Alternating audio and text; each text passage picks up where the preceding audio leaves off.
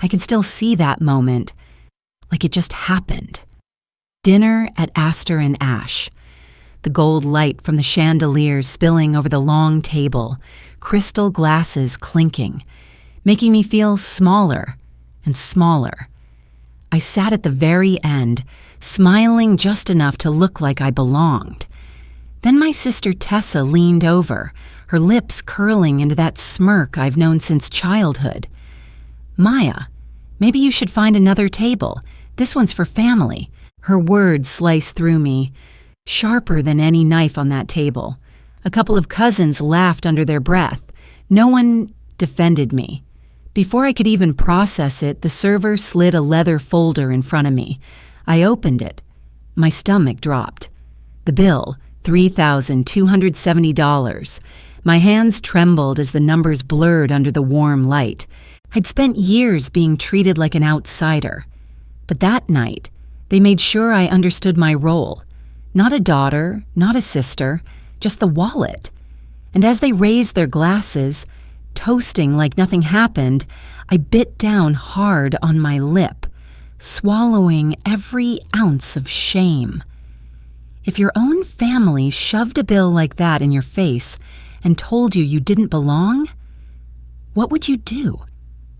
That night wasn't just about a dinner bill. It was about who I am in that family, or who I've never been allowed to be. My name's Maya. I'm 27. I grew up in Portland, adopted into the Whitlock family, a family that loves appearances, more than truth. From the outside, they look perfect. Old money, country club weekends, champagne toasts at every holiday. But behind those polished smiles, there's a sharp edge, and I've been the one cut by it the most. My sister Tessa, the golden child, runs the show. She's got this way of speaking, where every compliment has a hook hidden inside. My brother Owen, he's quieter, but his silence is loud. He knows what's happening, but he never steps in. And my parents, Elaine and Charles, to them I've always been lucky. Lucky they chose me. Lucky they paid for things. Lucky to sit at their table at all. But lucky doesn't feel like biting your tongue while someone rewrites your place in the world. It doesn't feel like smiling through insults because speaking up might cost you more than money. And then there's Lila, my great aunt, the only one who ever looked at me like I wasn't some mistake they took in. Whenever she hugged me, I caught the faint smell of lavender perfume, and it felt like a secret shield. But that night, even she stayed quiet, her eyes darting toward me, lips pressed tight. This is the family I walked into that dinner with, and the war, I didn't know, was waiting for me. Family dinners in the Whitlock house were supposed to be sacred, a ritual. You dressed the part. You smiled on cue. You pretended everything was fine, even when it wasn't. That night at Astor and Ash, I tried to play along. I raised my glass when they toasted to family legacy. I laughed when I was supposed to. I even nodded when my mom bragged about Tessa's promotion for the third time. But under the table, my hands were tight fists because I knew the script, and I knew. My lines never mattered. It broke the moment Tessa leaned forward, her voice sugar sweet but sharp enough to cut. "Maya, maybe find another table. This one's for family." The air shifted. Forks clinked to a stop. No one gasped. No one defended me. Just silence. Heavy, loaded silence. My father cleared his throat, like he agreed but didn't want to say it out loud. My mother kept sipping her wine, eyes fixed on the glass, as if it were safer than looking at me. That was when the ritual shattered, because rituals are built on belonging. And in one sentence, they made sure I knew I didn't. The leather folder slid across the table again. That bill, that proof, $3,270. for my seat at a table I was never welcome at. I wasn't just excluded, I was paying for the privilege of being erased. I thought I'd choke on the silence before anyone said a word. My sister's smirk still burned in my head. That bill still sat in front of me, like a dare. No one was going to save me. That's what I believed. And then I heard her voice. Sit down.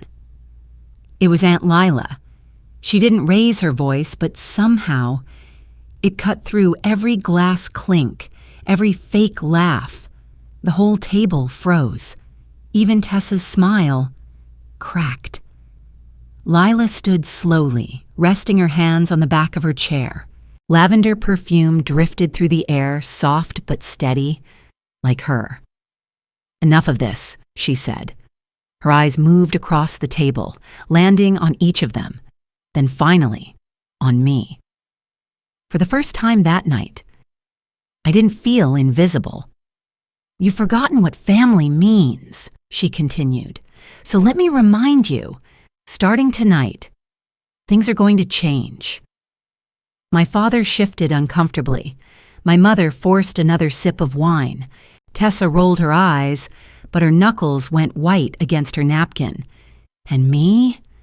My heart slammed so hard I could hear it in my ears. Change? What did she mean? For years I had swallowed the humiliation, told myself I'd survive it. But the way she said it, steady, certain, told me this wasn't just a lecture. This was the beginning of something bigger.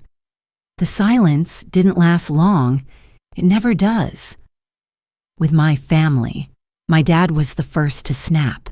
Lila, you're making a scene, he muttered, his voice low but sharp. Then he looked at me like I was the problem. And you, can't you just let things go? We've given you everything, Maya. Everything. Do you know how ungrateful this looks? Ungrateful. There it was, the word they always kept in their back pocket. My mother chimed in, her tone sugar-sweet, but her eyes colder than the wine glass she held. She's right, Maya. You've always had a place here, but you push, you complain. You make us the villains. Do you have any idea how exhausting that is? For us? For them. Not for me. For them. Tessa let out a laugh. Quick, cruel. Seriously, Maya, a free ride your whole life and now you're acting like a victim. Maybe pay the bill, say thank you, and stop pretending you deserve more than you do. The table nodded. Little gestures, a raised brow from Owen, a quiet from a cousin, each one pressing me further into the corner they'd built for me. And me? I just sat there, fists curled in my lap, nails digging into my skin to keep from screaming.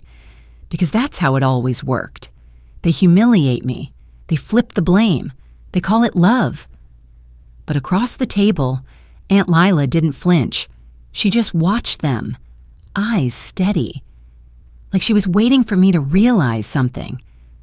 I thought Aunt Lila's words might have bought me a second of air.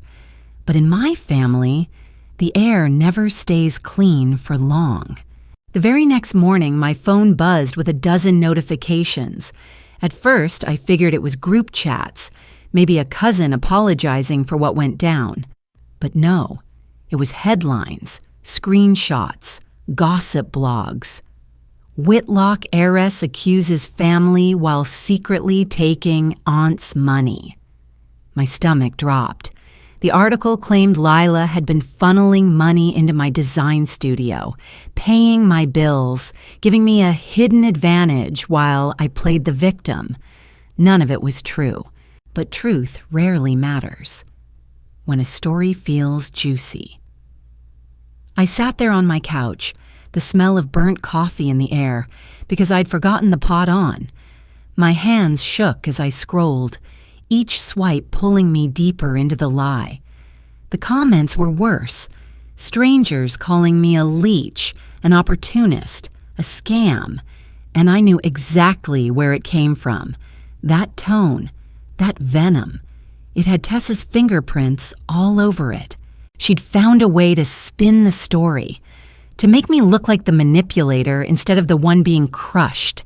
I wanted to scream, to post proof, to call every number in my phone and beg them to believe me. But part of me froze, because for years, that's how it always ended. Their voices louder than mine. Their lies more polished than my truth. Only this time, Aunt Lila wasn't staying silent. I thought the leak was the worst they could do. I was wrong. 2 days later, I walked into the PR office we had rented downtown. The smell of fresh paint still clung to the walls. I just moved my team in a week ago. It was supposed to be my safe space, my shot at building something that was finally mine. But the second I opened the door, I knew something was off. Papers scattered across the floor, my laptop screen still glowing, even though I'd shut it down the night before. The air was heavy, like the moment before a storm. And then I saw her, Tessa, standing by the filing cabinet, phone in her hand, rifling through folders she had no business touching. She jumped when she saw me, plastering on that fake laugh. "Oh, Maya, relax. I was just helping, making sure you're not in over your head." Helping. That word made my skin crawl, because on the screen behind her was my email inbox, wide open, half a draft to a journalist highlighted. She wasn't helping. She was planting, spinning, setting me up. Before I could say a word, a voice came from the doorway. "Got everything you need, Miss Whitlock." It was Reuben, the building supervisor. His phone was angled just enough for me to see the red recording light. Tessa froze. Her smile collapsed. For the first time in years. It wasn't just my word against theirs. Courtrooms smell like old paper and fear. At least, that's how it felt to me. The fluorescent lights hummed above. Too bright, too cold. I sat at the plaintiff's table, palms slick, heart hammering so loud I was sure the judge could hear it. Across from me, my family looked polished as ever. My dad in a navy suit, my mom with pearls, Tessa in a blazer sharp enough to cut glass. They looked like the picture of credibility. I looked like the girl, begging for scraps. That's what terrified me, until Amira, my lawyer, stood. "Your Honor," she said, calm and certain, "we have exhibits." First came the emails. My inbox manipulated, drafts planted at 2 a.m. by someone using my login. Then Reuben's video played on the monitor, and the whole courtroom watched Tessa rifling through my files, her voice caught on tape. "Just helping." Tessa gasped, her face pale. My mom shifted in her seat. My dad's jaw clenched so hard I thought it might break. And then came the leather folder, the same one they slid across the dinner table. Inside wasn't just a bill. It was invoices, hidden payments, signatures proving how they siphoned funds meant for me. For once, I didn't have to speak. The evidence spoke louder than any of their rehearsed lines. The judge leaned forward, voice steady but final. "The court rules in favor of Ms. Chen." I exhaled a breath I didn't realize I'd been holding. Years of silence, humiliation, gaslighting, all breaking in one moment. And across the aisle, for the first time, they were the ones shrinking in their seats. When the gavel came down, it didn't sound like wood on wood. To me, it sounded like a door slamming shut on years of silence. I walked out of that courtroom with sunlight hitting my face, sharp, almost blinding after hours under those humming fluorescent lights. Reporters shouted questions, cameras flashing. My family trailed behind me, their once perfect armor, cracking in real time. For the first time, I didn't shrink. I stood on the courthouse steps, my voice steady. For years, I was told to be grateful to have a seat at their table, grateful for scraps dressed up as love. But I wasn't grateful. I was surviving. And today, survival turns into something bigger. I announced the fellowship that day, a fund in my name and Aunt Lila's, dedicated to kids who grew up like me, adopted, silenced, told they didn't belong. Money they thought would break me was now going to lift someone else. Behind me, I could hear my mom's voice crack, calling my name, my dad muttering about betrayal, Tessa hissing under her breath. But their words didn't stick anymore. Not after the folder, the video, the ruling, not after years of swallowing shame. Because this time, I wasn't swallowing anything. I was speaking. And the world was finally listening. If your own family tried to erase you, would you stay silent or would you rewrite the story the way I did? That night, the house was quiet. No cameras, no flashing lights. Just me, the hum of the fridge, and the smell of lavender drifting from the scarf Aunt Lila had left on my chair. I stood in front of the bathroom mirror, the same one where I used to practice my fake smiles before family dinners. My reflection looked different. Not polished, not perfect, just real. For once, I didn't see the outsider staring back. I saw me. On the counter sat the fountain pen Lila had given me months earlier, the one she used to sign documents when no one else believed in me. I picked it up, rolling it between my fingers. It didn't feel heavy anymore. It felt like a torch. The leather folder, the one that used to make my stomach twist, was tucked in my bag. No longer a symbol of humiliation, but evidence of survival, a relic of what I'd walked through and left behind. I thought about every time they told me to be grateful for scraps, grateful to sit in the corner, grateful to pay the bill that proved I didn't belong. And then I whispered it out loud, watching my lips form the words. I am grateful that I am no longer silent. The room stayed still.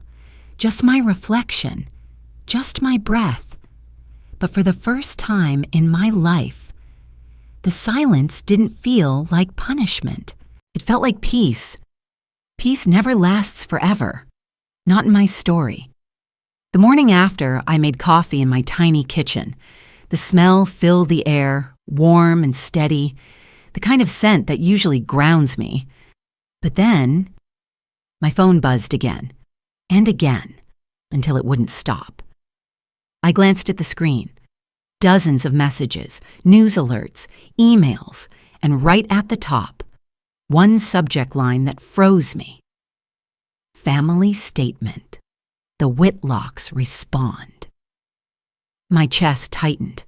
I didn't even have to open it. I could already hear their voices, polished by lawyers, dripping with half-truths.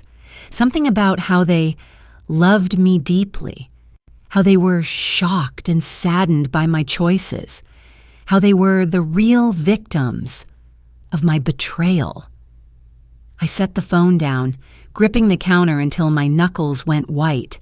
It wasn't over, not by a long shot, because families like mine don't surrender. They rewrite, they spin, they gaslight, until the world believes them. And a part of me knew they weren't done with me yet. I lifted Lila's scarf, pressing it to my face, breathing in lavender. It calmed me, but only for a moment, because I also heard her words echo in my head. Starting tonight, things are going to change. Change had started, but it hadn't ended.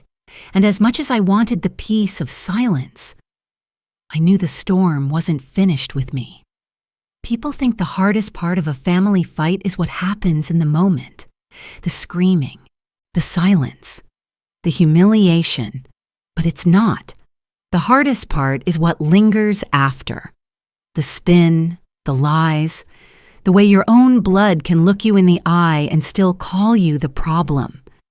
I used to believe I had no choice but to take it. That if I wanted to belong, I had to swallow every insult, every twisted version of reality. But standing there now, with their family statement splashed across the news, I realized something. Belonging at their table was never the prize. Having my own voice was. And that's what I finally claimed. So here's my question. If your own family tried to erase you, if they told you over and over to be grateful while they chipped away at your dignity, would you stay silent? Or would you fight back? Even if it meant burning the last bridge behind you, because that's what I did, and I'm still standing. I thought posting my truth would be the end, that once the ruling came down, once I stood on those courthouse steps and told the world who I was, it would all be over. But late one night while I was washing dishes, my phone lit up again, unknown number. At first, I let it ring. Then curiosity got me. I answered. A pause. Then a voice I knew too well. Low, clipped, careful. My brother, Owen. You think you won, Maya. You have no idea what they're planning. The line went dead before I could respond. Just silence. My reflection stared back at me in the dark kitchen window. Hands still wet, soap dripping onto the counter. I wanted to believe it was a bluff, just another scare tactic. But something in his tone stuck under my skin. Not anger, not loyalty, fear. I wiped my hands on a towel, heart pounding. For years, I'd been the one afraid of them. Now, Owen sounded like the one running. And in that moment, I realized the fight wasn't finished. It was only moving to a darker room, one I hadn't even seen yet. After Owen's call, the house felt heavier. Every creak in the floorboards made me turn my head. Every shadow stretched longer than it should. I tried to convince myself it was nothing, just paranoia, just me spiraling again. But when I walked into the bathroom, I stopped. The mirror caught me off guard. My own face staring back, pale in the dim light, eyes rimmed red from too many sleepless nights. I touched the glass with the tip of my finger, cold. And suddenly I heard every word they'd ever drilled into me. Ungrateful. Lucky we took you in. You'll never be one of us. For a moment, I believed them. My breath hitched. My throat tightened. Maybe Owen was right. Maybe I hadn't won at all. Maybe. This was just the opening round. I pressed Lila's scarf to my chest, the lavender scent still faint, still steady. It grounded me. But even that felt fragile now. What if they came for her too? What if family meant destroying anyone who stood with me? The mirror didn't give me answers. It just stared back, unforgiving, like it was daring me to crack. And for a split second, I almost did. The mirror hadn't lied.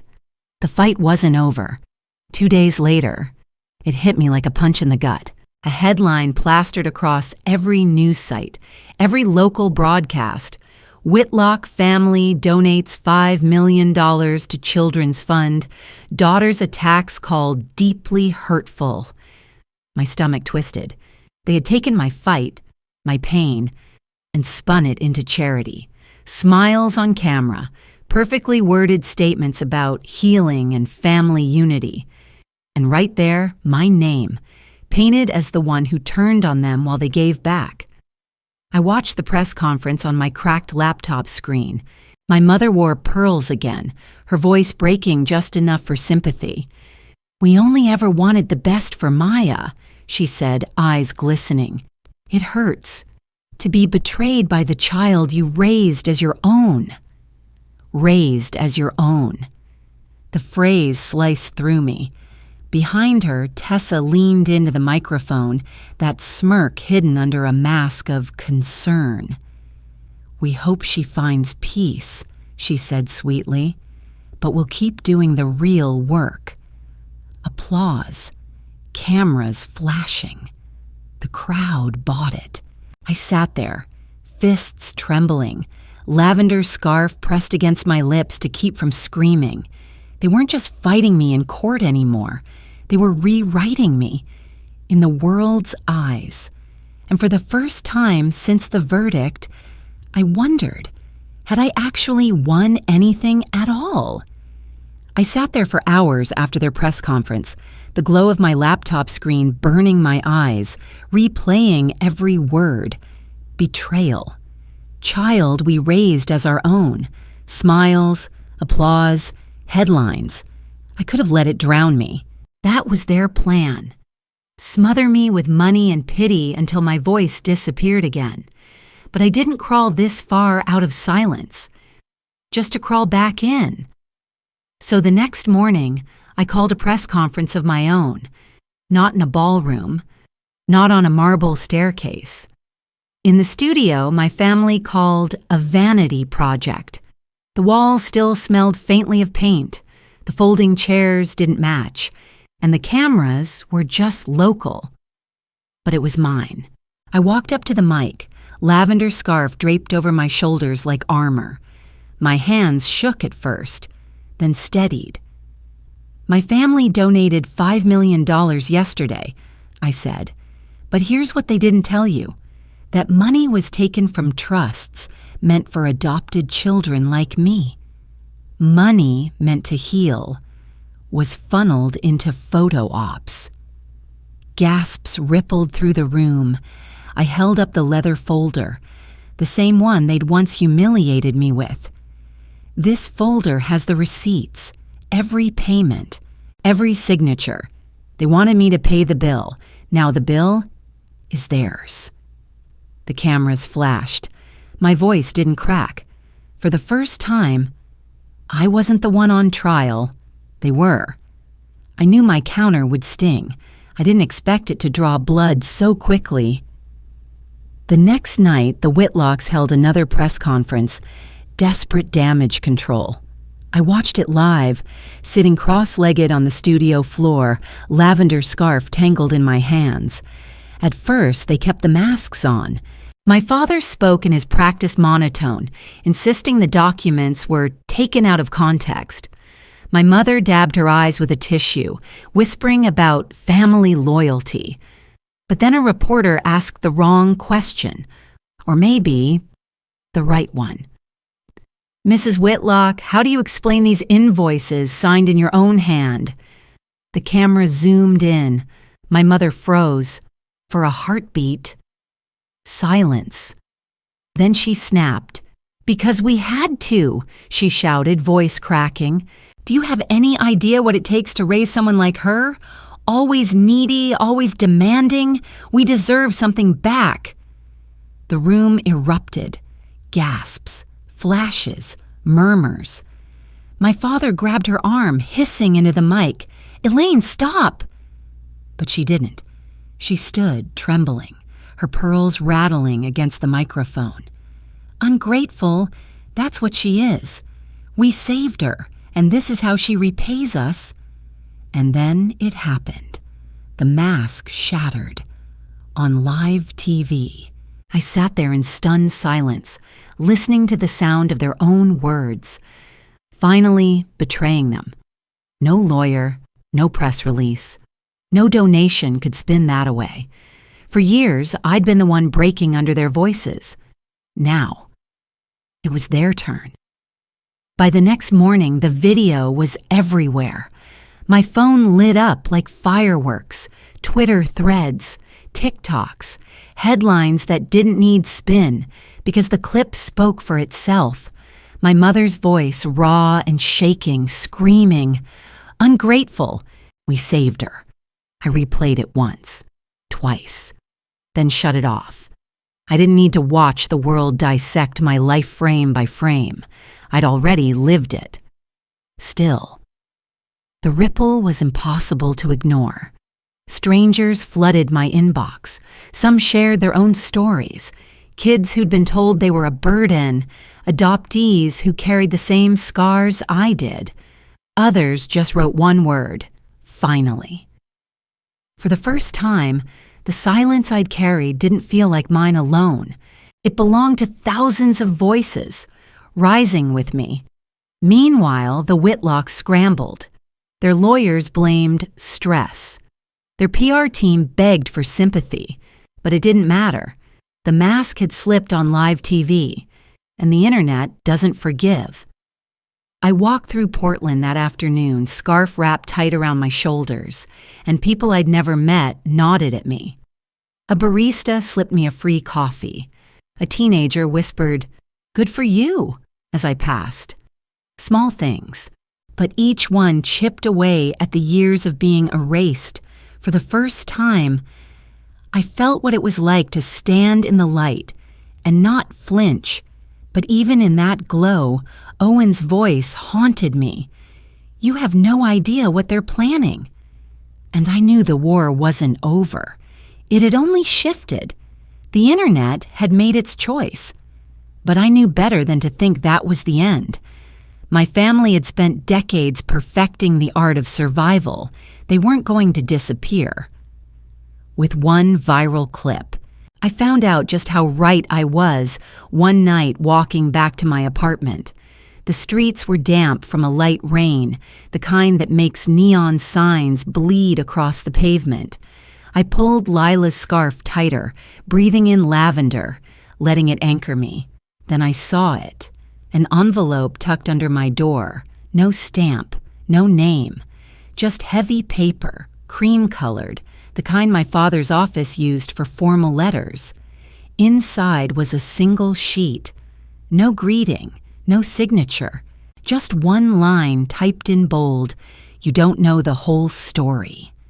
My chest tightened. My first thought was Owen, his warning, his fear. Was this from him or from them? I read it again, tracing the letters with my finger, the paper rough under my skin. It wasn't a denial. It wasn't even a threat. It was worse. It was a promise. I sat there on the floor, rainwater dripping from my coat onto the envelope, the city humming outside my window. For the first time since the verdict, I realized the fight had shifted. The courtroom, the cameras. Those were battles in the open. This was war. In the dark. The envelope sat on my desk for days. I couldn't bring myself to throw it away. I couldn't bring myself to answer it either. It just stayed there, heavy with all the questions I wasn't ready to ask. But life didn't stop. The fellowship launched. Applications poured in. Kids with stories like mine, kids who wanted more than survival. I read them late into the night, the glow of my lamp soft against the lavender scarf draped over my chair. For once, the silence around me didn't feel like loneliness. It felt like purpose. One evening, I found myself back at the mirror. The same glass that once showed me a stranger now showed something else. Not perfection, not victory, but resilience. My hand rested on the counter beside the fountain pen Lila had given me. I picked it up and signed the first set of fellowship checks. Ink on paper, crisp and final. That leather folder, the one they once shoved across the table like a weapon, now sat on the shelf behind me, not as a wound, but as a reminder. Proof that I had paid my dues, proof that I'd turned the bill into my own receipt of survival. Maybe the Whitlocks would come back. Maybe Owen's warning wasn't finished echoing. But I wasn't afraid anymore, because whatever story they tried to spin next, I had already written mine. And this time, I wasn't just part of their family history. I was building my own.